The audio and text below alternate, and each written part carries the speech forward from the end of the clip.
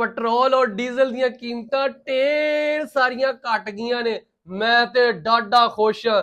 ਤੁਸੀਂ ਕਿੰਨੇ ਖੁਸ਼ ਹੋ ਮੈਨੂੰ ਲਾਜ਼ਮੀ ਦੱਸਣਾ ਵਾ, ਕਿਉਂਕਿ ਤੁਹਾਨੂੰ ਪਤਾ ਇੱਕ ਪੂਰਾ ਮਹੀਨਾ ਹੋ ਗਿਆ ਪੈਟਰੋਲ ਸਸਤਾ ਹੁੰਦਾ ਜਾਂਦਾ ਹੈ ਤੇ ਅੱਜ ਨਾਲ ਡੀਜ਼ਲ ਵੀ ਸਸਤਾ ਹੋਇਆ ਹੈ। ਤੇ ਜਨਾਬ ਅਸੀਂ ਸਭ ਤੋਂ ਪਹਿਲੇ ਗੱਲ ਕਰ ਲੈਂਦੇ ਹਾਂ ਡੀਜ਼ਲ ਦੀ, ਕਿਉਂਕਿ ਡੀਜ਼ਲ ਨਾਲ ਵੀ ਬੱਸਾਂ ਚੱਲਦੀਆਂ, ਟਰੱਕ ਚੱਲਦੇ ਆ। ਕਿਰਾਏ ਕਾਫੀ ਜ਼ਿਆਦਾ ਹੋ ਗਏ ਸੀ ਤੇ ਹੁਣ ਕਿਰਾਏ ਵੀ ਘਟ ਜਾਣੇ ਆ। ਤੇ ਸਭ ਤੋਂ ਪਹਿਲੇ ਆਪਾਂ ਗੱਲ ਕਰ ਲੈਂਦੇ ਡੀਜ਼ਲ ਦੀ। ਡੀਜ਼ਲ ਕਿੰਨਾ ਸਸਤਾ ਹੋਇਆ ਵਾ। ਡੀਜ਼ਲ ਪਹਿਲੇ ਮਿਲਦਾ ਸੀ 380 ਰੁਪਏ 78 ਪੈਸੇ ਤੇ ਡੀਜ਼ਲ ਦੇ ਵਿੱਚ ਪੂਰੇ 2 ਰੁਪਏ ਘਟਾ ਦਿੱਤੇ ਨੇ ਤੇ ਡੀਜ਼ਲ ਦੀ ਨਵੀਂ ਕੀਮਤ ਹੈ 378 ਰੁਪਏ 78 ਪੈਸੇ।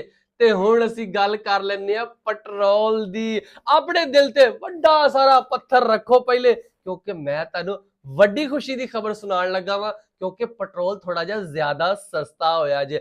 ਪੈਟਰੋਲ ਦੀ ਪਹਿਲੇ ਕੀਮਤ ਸੀ ਜਨਾਬ 370 ਰੁਪਏ 73 ਪੈਸੇ ਤੇ ਹੁਣ ਨਵੀਂ ਜਿਹੜੀ ਕੀਮਤ ਹੈ, ਤੇ ਨਵੀਂ ਕੀਮਤ ਤੁਸੀਂ ਸੁਣ ਕੇ ਹੈਰਾਨ ਹੋ ਜਾਣਾ ਵਾ ਜਨਾਬ। ਨਵੀਂ ਕੀਮਤ ਜਿਹੜੀ ਆ ਪੂਰੇ 4 ਰੁਪਏ ਘਟ ਗਈ ਜੇ। ਤੇ ਹੁਣ ਨਵੀਂ ਜਿਹੜੀ ਕੀਮਤ ਹੈ ਨਾ, ਮੈਂ ਤੁਹਾਨੂੰ ਦੱਸਦਾ ਜਾਵਾਂ 373 ਰੁਪਏ ਪੂਰੇ 78 ਪੈਸੇ ਹੋ ਗਈ ਜੇ ਨਵੀਂ ਕੀਮਤ। ਤੇ ਲੁੱਟ ਲਓ ਮੌਜਾਂ, ਟੈਂਕੀਆਂ ਫੁੱਲ ਕਰਾਓ ਤੇ ਯਾਸ਼ੀ ਕਰੋ ਹੁਣ।